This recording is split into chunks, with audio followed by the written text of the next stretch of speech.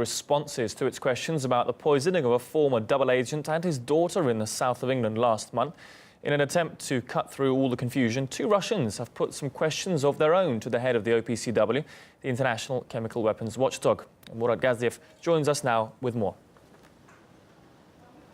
Well, the two Russian prankers, who are infamous to speak lightly, they've released a recording where they pranked the head of the OPCW, the Organization for the Prohibition of Chemical Weapons, Ahmed Uzumcu. Now, these two individuals, the prankers, what they usually do is they call up heads of states as well as important officials, and they bring up sensitive issues. In this case, the OPCW's involvement in the investigation of the Skripal case, where a former Russian agent was poisoned along with his daughter in Great Britain. They asked him about what he was poisoned with, allegedly a Novichok series nerve agent. According to us, our experts, it can be produced in any state. So this cannot be excluded. However,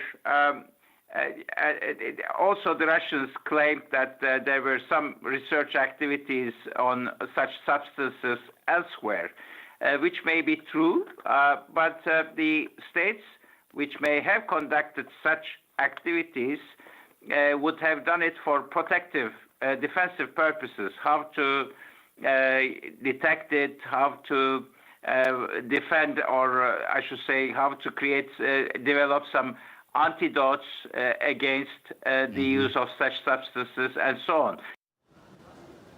Now, this duo is notorious in Russia, praised and criticized in equal measure. They've pranked, for example, the UN representative to the UN, Nikki Haley, as well as world leaders such as the president of Ukraine. And, you know, there's been a fair amount of criticism directed at them. What they usually do is they call these people, they bring up issues and try to get a rise, either that or to get people to ramble. In this case, it was more serious. The second thing that they brought up was the OPCW's involvement in the investigation of the chemical attack, alleged chemical attack in East Ghouta in Syria. They asked the head of the OPCW about these rumors that the West has all but accused Russia of interfering in the investigation.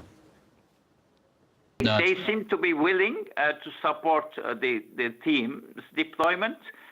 They also did it in writing. And we hope that the situation will evolve and will allow us, the team, to complete its work safely. The safety of our staff, of course, is of primary concern, Mr. Prime Minister. We cannot take really too high risks.